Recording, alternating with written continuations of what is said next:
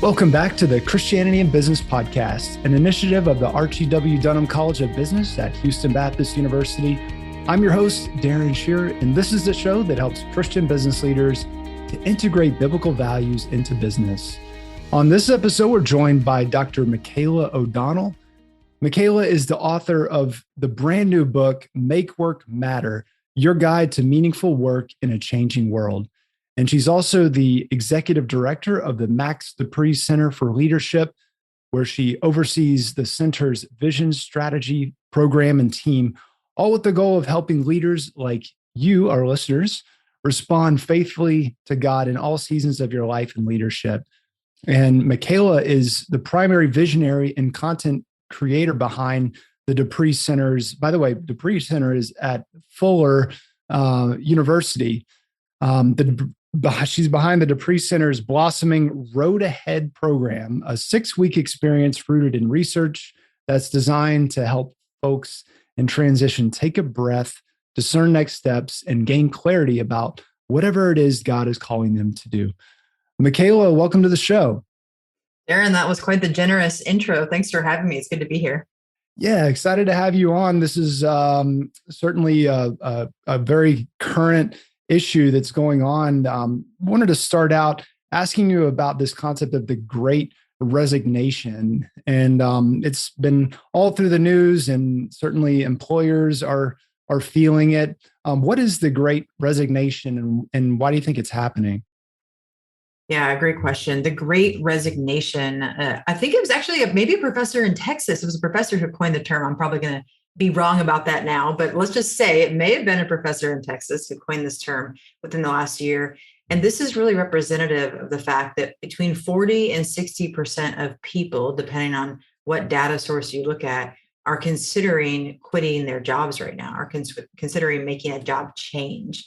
This is not like, maybe a year and a half ago, peak COVID times where people were just exiting the workforce because they were balancing all that was happening in life, especially parents with kids. These are people who are actively thinking about quitting. And then you start to see the statistics. I think July, August, and September have come out now that people are actually doing this. We're seeing record high resignation rates in the last 20 years. So what is it? Why are people doing it? Darren, I'm not sure if this is how unique this is, or if this is the latest manifestation of something that's been going on for a long time. Think about it. You could Google how many people don't like their work or are disengaged at any given point over the last decade, and you'd probably get those numbers that are between 40 and 60%, sometimes as high as 80.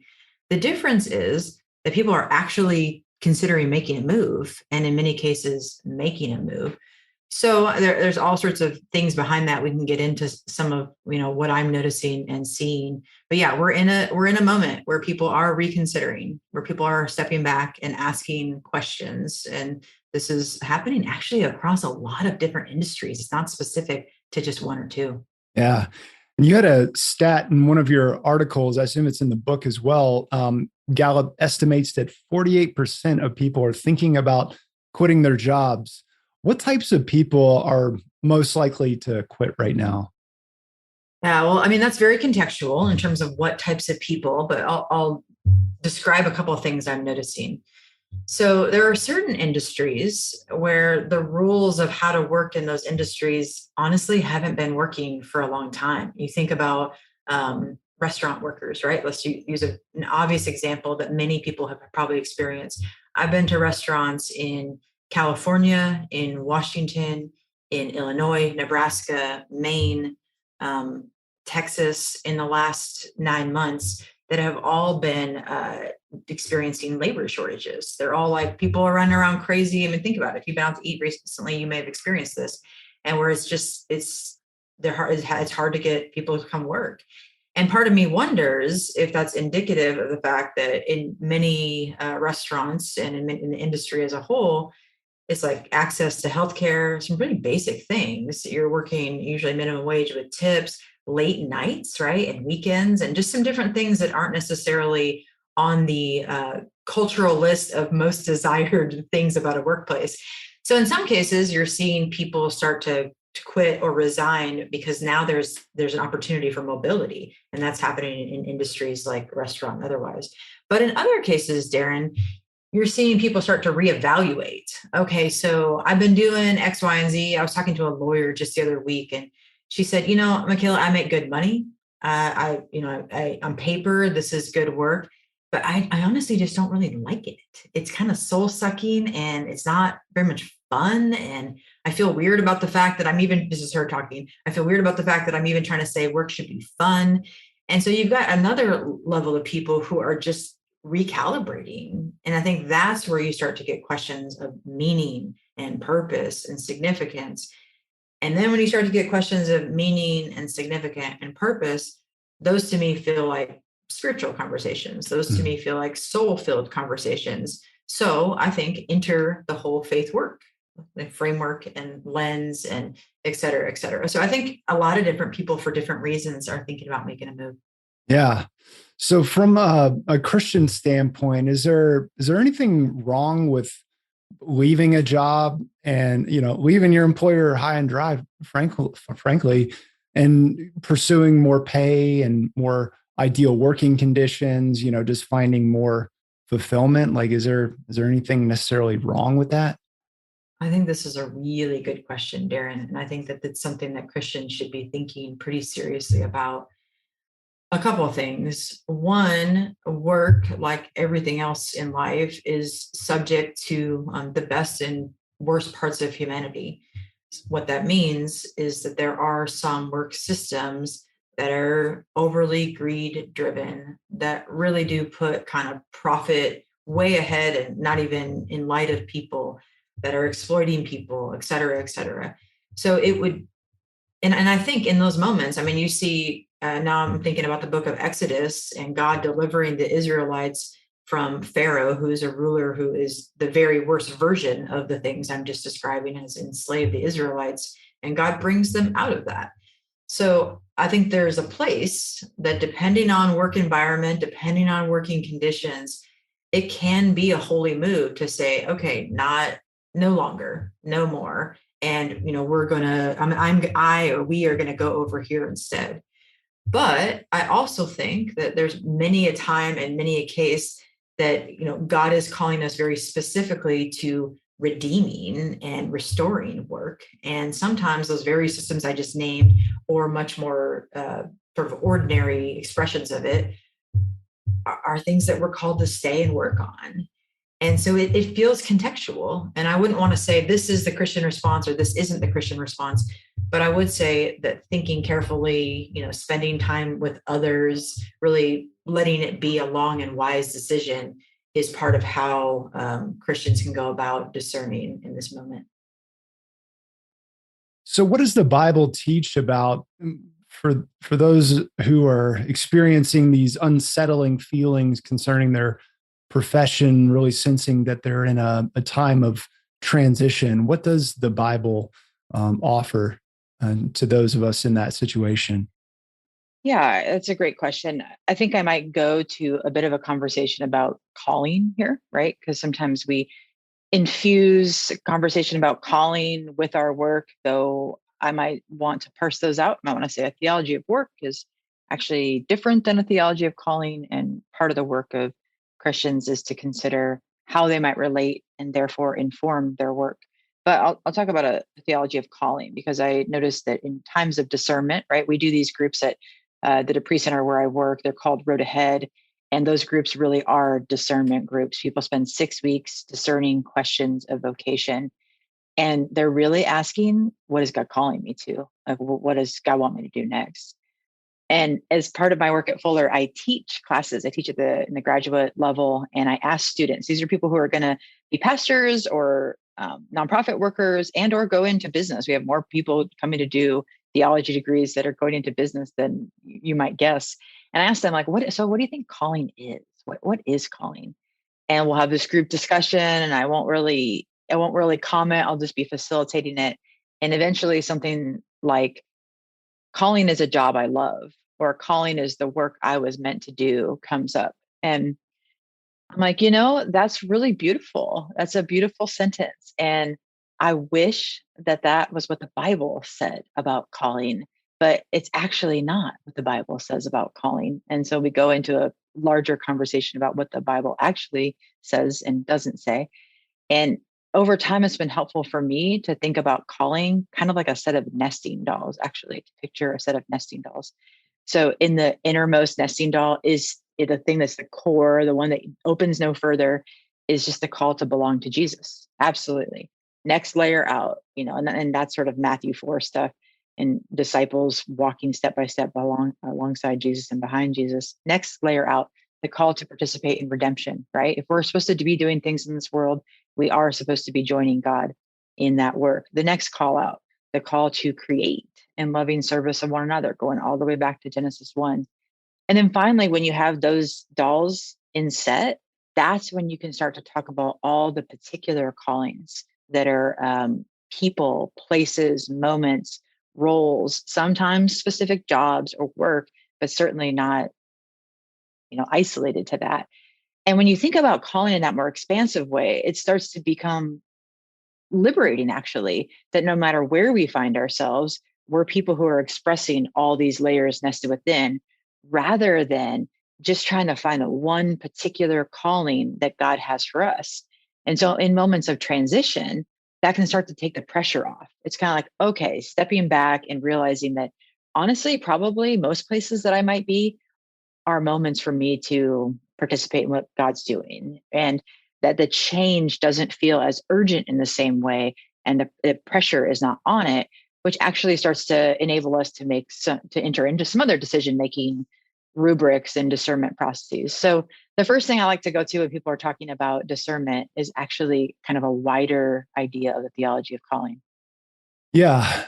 And so if we go back a little bit to this idea of people figuring out if they're going to quit their job, like now, like how do you bring that into the imminent scenario of I feel like I can get more pay over here. Maybe I can work from home. And one of the things you and I have in common is we both went to seminary. And I remember hearing very strong language about calling in terms of you're being a pastor is hard work, and you better make certain of your calling, and maybe being a little bit fast and loose with that passage. I think it's in 2 Timothy, if I'm not mistaken, where it says make certain of your calling.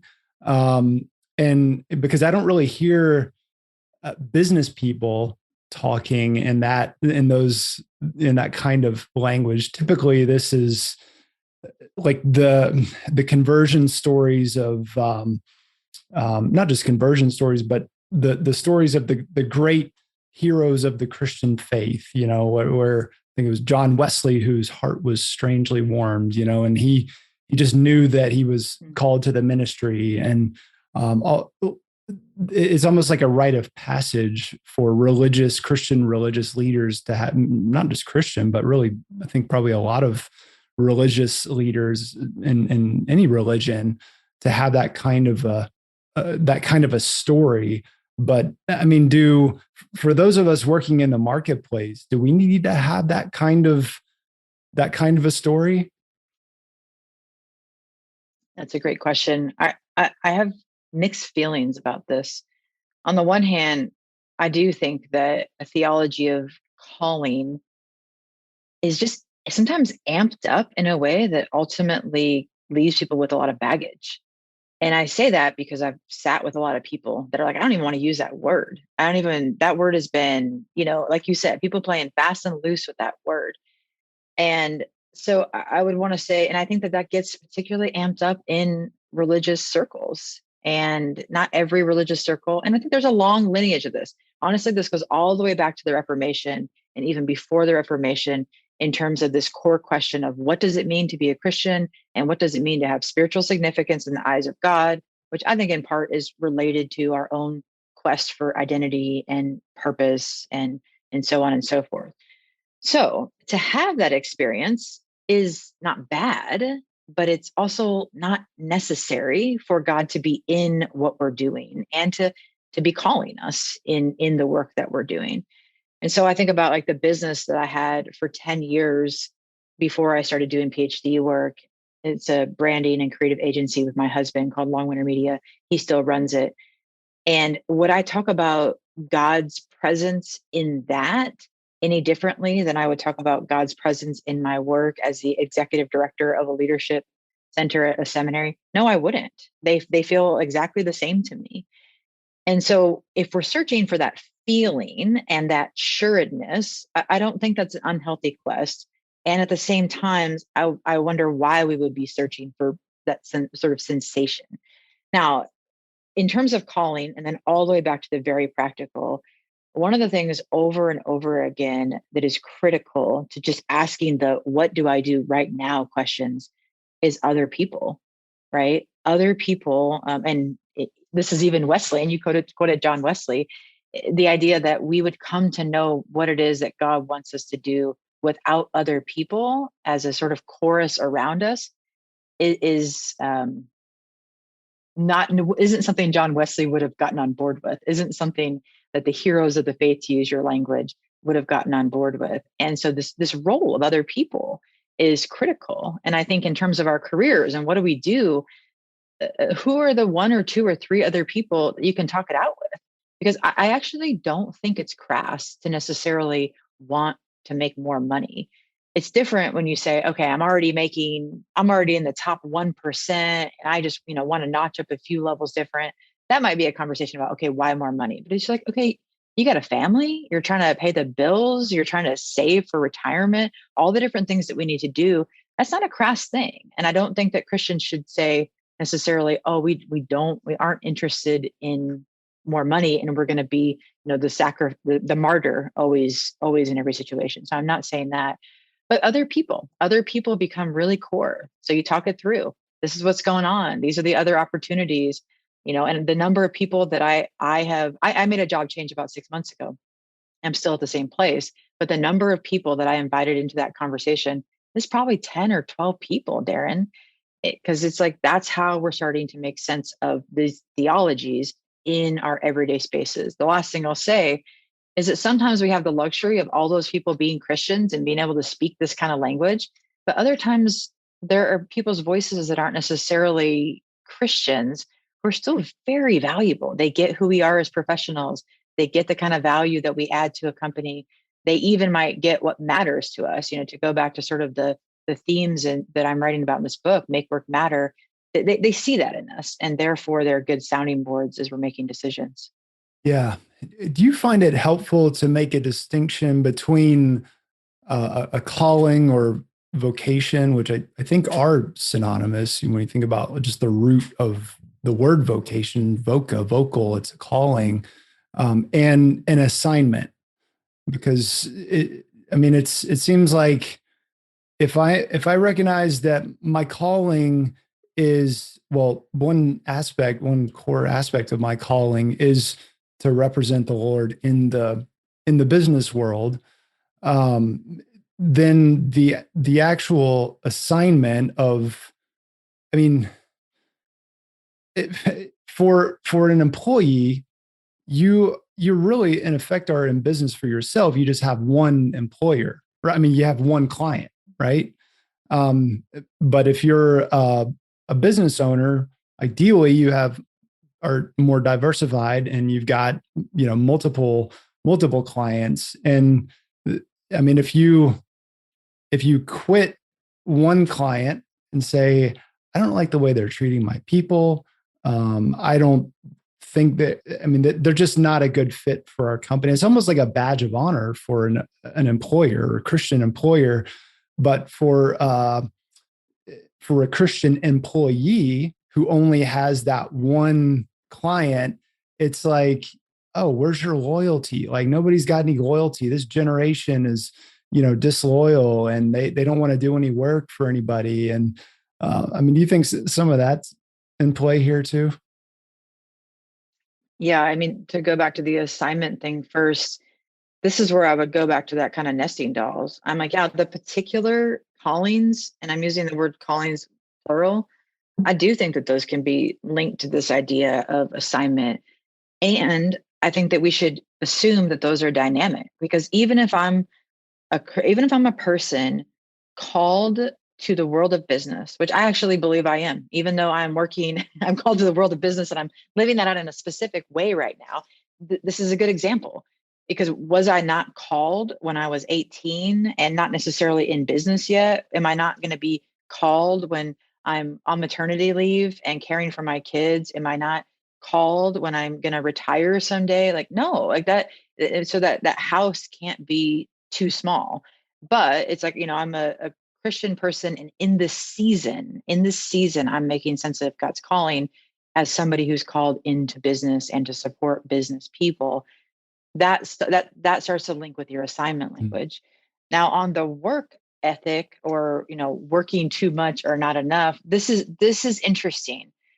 I think that you could say, and I feel some more ambivalence here. I think that the rising generation, is pegged as not wanting to work as hard or work as much or put in a day to sort of get where they want to go. I've heard this lately. And part of me is like, maybe that's true. And maybe there's some adulting lessons that need to happen. And maybe that's true. And also, what might they be teaching us? Like, maybe we're working too hard, and maybe we're sort of spinning wheels, and maybe we become a culture that prioritizes work above all else. And I wonder if there's something in that kind of push pull, between, it's not just between generations, but certainly between generations. So I'm mixed on the work part. I'm a person who, my schedule is full and I work hard, and I grew up with an Irish Catholic work ethic in the Midwest, and that's very formative to me.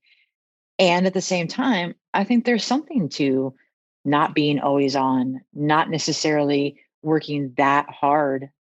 So I think both can be true, Darren. Yeah, that's good. So, how should we've been focusing mainly on employees? How ought Christian employers respond to the Great Resignation? Yeah, I think there's a lot of good stuff out there right now, actually, mostly catering to managers and bosses and employers. You know, I think a couple of things. One, I think that COVID, if anything, was an invitation to sort of essentialize, right? And to say, I mean, literally, from the fact that we had essential workers. Remember that? Remember when that was a thing? There was this framework of essential. And I in my own work, both in my business and in the center that I run, have had to ask questions about, do we really need to do that, or that? There is a sense of de-busying ourselves that I think is important to the mental health and stability of people.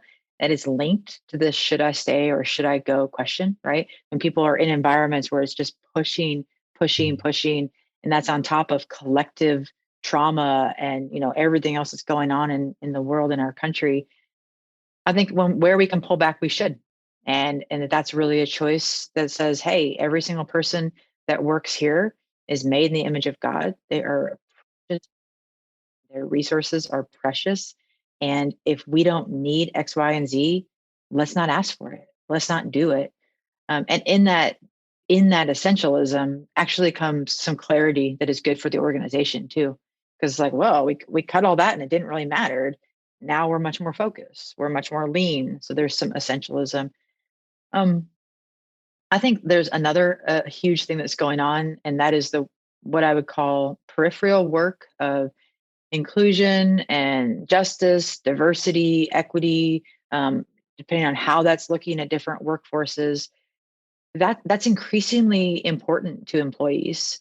And that work matters. And so that's one example of centering work that matters to employees as part of organizational culture and morale, and therefore retention, right?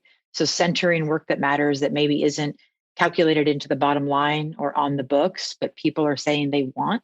And so being able to empathize with employees and center work that matters, that's risky and vulnerable and scary, I think. And there's lots of sound logical reasons not to wade into all that stuff. But the data shows that diversifying perspectives actually helps the bottom line and helps organizational culture. And then the last thing I would say is as simple and as complex as learning to care for people, like just learning to deeply care. And I wouldn't want to assume that business owners or leaders or managers aren't caring for people, but caring for people in this peculiar and particular season is probably going to take on new shapes and forms. Super simple example, we have a staff meeting that we do as a team, and it's like, okay, well, the week of Thanksgiving, cancel the staff meeting, and everybody just has that 90 minutes on the clock to do something that's like good for their soul, right? That's 90 minutes, that times however many people. It's doable, it fits within the framework, and it means a lot to the people who would otherwise sit in that meeting. So there's these small choices to care for people. So figure out what's essential and probably forget the rest. Center the work that the people who are working for you and are entrusted to your care are telling you that matter. And then figure out very tangible ways to care for people. Because when people have that stuff going on in their workplace, like there's a whole different level of attachment, to use your word, loyalty, just buy-in that happens. And that would probably, very likely, though obviously can't predict, counter some of those people wanting to leave trends. Yeah. Yeah. And it is interesting that this great resignation is happening right now when, I mean, you would think that working conditions have improved over certainly where they were back in, like the 1920s, 1930s, and right on through. But it seems like people are more emboldened now to just go ahead and leave because their coworker left and they saw this article in the news about the great resignation. It's got its own name now.